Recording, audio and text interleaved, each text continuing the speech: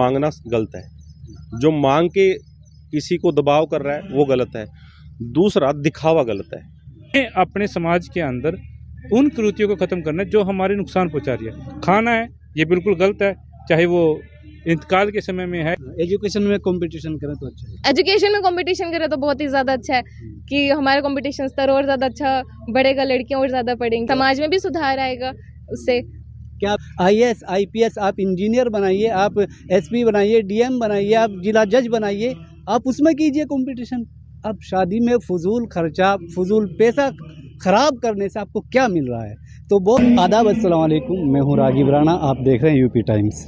आज हम शामली के चौसाना में चौहान पैलेस में मौजूद हैं और यहाँ पर आज राजपूतों को लेकर एक प्रोग्राम का आयोजन किया गया है। राजपूत बिरादरी के अंदर जो नई नई रस्में चल रही हैं उनको ख़त्म करने को लेकर यहाँ पर एक प्रोग्राम किया गया है और इसी प्रोग्राम में करनाल से पहुँचे हैं राजपूत बिरादरी से डॉक्टर यशपाल साहब। हम उनसे बात करेंगे आखिर किस तरह का प्रोग्राम है और क्या ज़रूरत है ऐसे प्रोग्राम में। जी स्वागत है आपका। धन्यवाद, आभार। ये आज जो प्रोग्राम हुआ है, आप करनाल हरियाणा से आए हैं, राजपूतों का प्रोग्राम है और इसमें जो बिरादरी के अंदर ये रस्में, नई नई रस्में जो लागू हो गई है, तो क्या कहेंगे आप, इस तरह के प्रोग्राम होने चाहिए?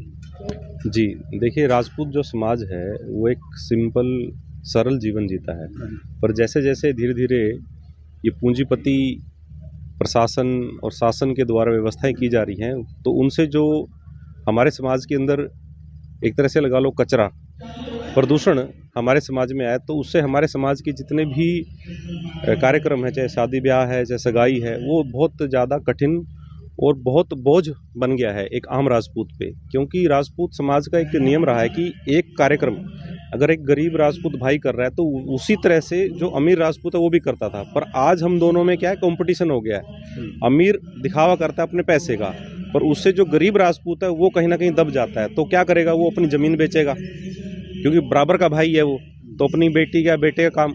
तो इन सब चीज़ों पे रोक लगे तो राजपूत वेलफेयर एसोसिएशन जो एक बहुत बड़ा संगठन है पूरे भारत में और भारत के बाहर भी काम कर रहा है, तो उसमें जो मुस्लिम राजपूत के अंदर जो अपना समाज है, तो उसमें इन जो कमियां हैं, जो खामियां हैं, उनको दूर करने के लिए बैठ के एक जाजम पे सर्वसहमति से एक निर्णय लिया गया कि कुछ पॉइंट्स पे हमें चीज़ों को रोकना है। जैसे देहांत हो जाता है, किसी का इंतकाल हो जाता है, वहाँ पे खाने के लिए पहुँच जाते हैं अपन।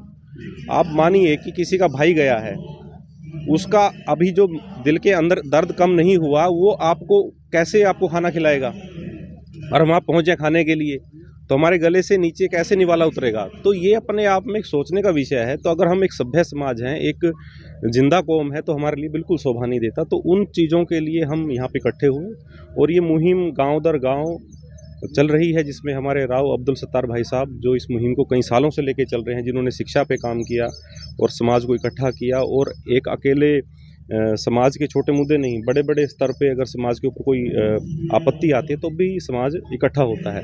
तो उसी के लिए आज हम यहाँ इकट्ठे हुए चौसाना में, चौहान पैलेस में, और बड़ा सौहार्द का माहौल है। सभी राजपूत भाई यहाँ पे इकट्ठे हुए और सबने सर्वसहमति से जो पॉइंट्स थे, जो एजेंडे थे पंचायत, उन पर अपनी सहमति दर्ज की। तो रस्मों पे आपका मानना यह है कि रस्मों पे जो रिवाज चल रहे हैं इन पर पाबंदी लगनी?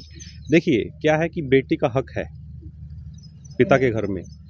बात यहाँ दो चीज़ों की आती है, एक तो मांगना गलत है, जो मांग के किसी को दबाव कर रहा है वो गलत है, दूसरा दिखावा गलत है। इन दो चीज़ों के अराउंड हमारे पॉइंट्स घूम रहे हैं। एक तो दिखावा नहीं करना है, क्योंकि अगर हम दिखावा करेंगे तो हमें कहीं ना कहीं प्रतिस्पर्धा, एक कॉम्पिटिशन लेके आएंगे अपने बराबर के भाइयों में, तो उससे हमारा ही नुकसान होता है। अगर मान लो कि हम कल को संबंधी बन जाते हैं, अगर आपने मेरे पे दबाव बनाया, तो अगर मैं अपनी ज़मीन बना के किसी को दे रहा हूँ तो नुकसान तो उसका ही हुआ ना, उसका संबंधी कमज़ोर हुआ, उसका सगा कमज़ोर हुआ। तो उन सब चीज़ों पर होना चाहिए। और ये अकेले राजपूत समाज नहीं, धीरे धीरे और समाजों को भी इसका अनुसरण करना चाहिए। पर राजपूत समाज इसलिए क्योंकि राजपूत समाज को दूसरे समाज भी देखते हैं।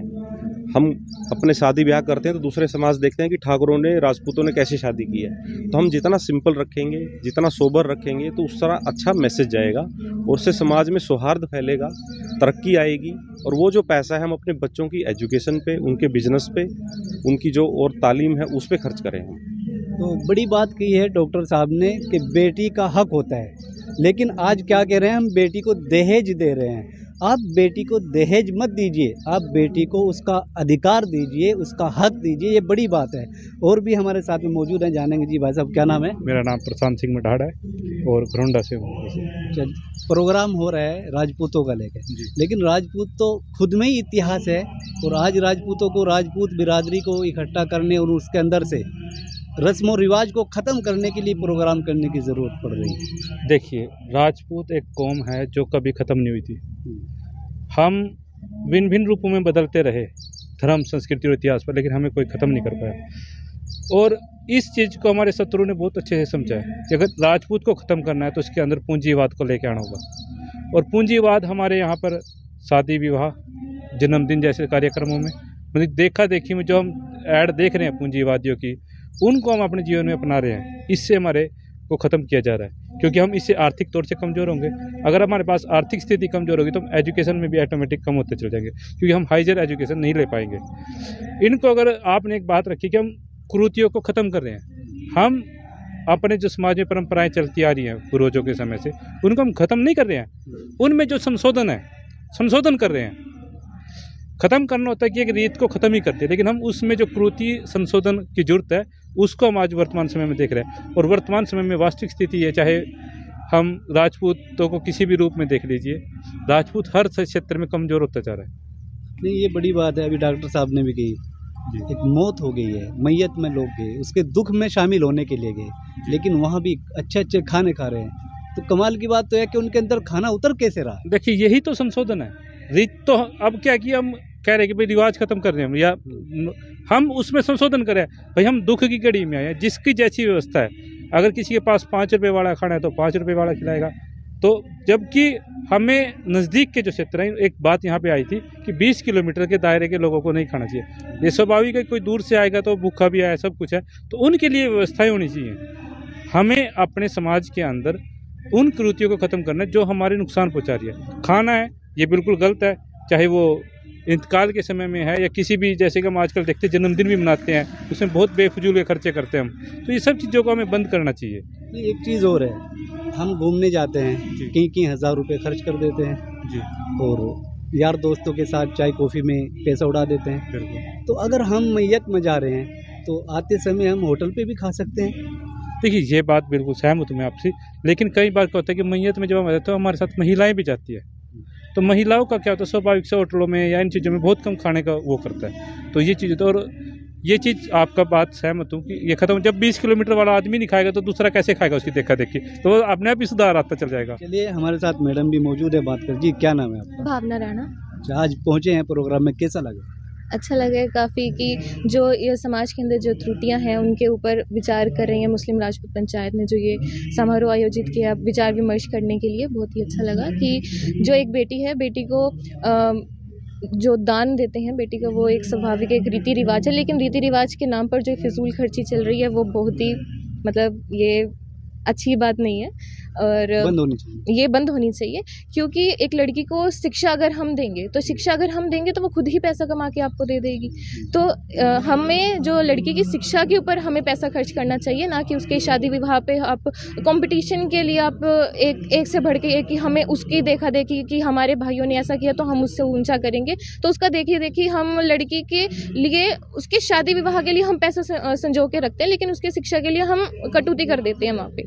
एजुकेशन में कंपटीशन करें तो अच्छा है। एजुकेशन में कंपटीशन करें तो बहुत ही ज़्यादा अच्छा है कि हमारा कंपटीशन स्तर और ज़्यादा अच्छा बढ़ेगा, लड़कियां और ज़्यादा पढ़ेंगी, समाज में भी सुधार पैदा होगा, समाज में भी सुधार आएगा।